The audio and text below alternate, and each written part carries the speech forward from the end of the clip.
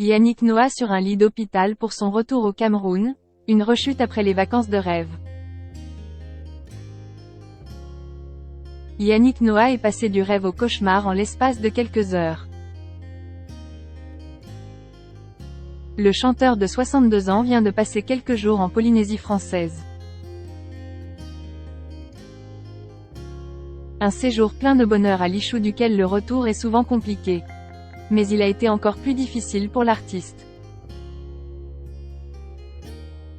Après avoir passé plusieurs semaines sous les cocotiers des îles paradisiaques de la Polynésie française, à siroter des petits cocktails coco, jouer au golf sous une pluie diluvienne, se relaxer sur les plages de sable fin et rencontrer les locaux lui rendre hommage en chanson. Yannick Noah a vécu un retour à la réalité bien plus compliqué que prévu. La page des vacances s'est vite refermée pour laisser place à une légère inquiétude pour le chanteur et ses proches. S'il postait des paysages de rêve il y a encore quelques jours, c'est cette fois-ci un décor d'hôpital qu'il a partagé avec ses fans en story Instagram. Voir notre diaporama. On peut voir Yannick Noah, casquette sur la tête et la mine contrariée, visiblement sous perfusion. La raison de cette visite ? Une belle crise de palu pour fêter le retour comme il l'a fait savoir sur la photo. Un épisode qui peut se traduire par une forte fièvre, des nausées, des sueurs, des maux de tête et des tremblements. Yannick Noah n'a pas contracté le paludisme en Polynésie mais au Cameroun, où il vit depuis plusieurs années. L'ancien tennisman s'est installé dans le village d'Eetoudi, dont il a hérité du rôle de chef après la mort de son papa.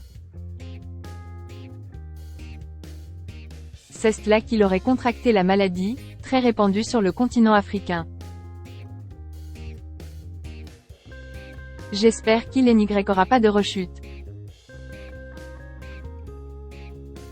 En juin 2022, Yannick Noah prenait la parole sur son compte Instagram pour annoncer à sa communauté qu'il avait contracté le virus. Sorti d'affaires, il en profitait pour donner des nouvelles rassurantes et remercier le personnel soignant qui s'était occupé de lui à l'époque. Ça va mieux. Point. Merci Doc Bernard monsieur. Back to work. J'espère qu'il n'y aura pas de rechute avait-il écrit en légende d'un selfie de lui, requinqué.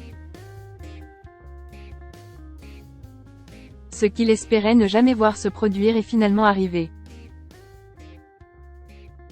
Lui, qui s'était engagé en début d'année dernière dans la lutte contre le paludisme pour réduire le nombre de victimes trop important en Afrique, est déterminé à mener le combat jusqu'au bout. Pour les autres et désormais pour lui.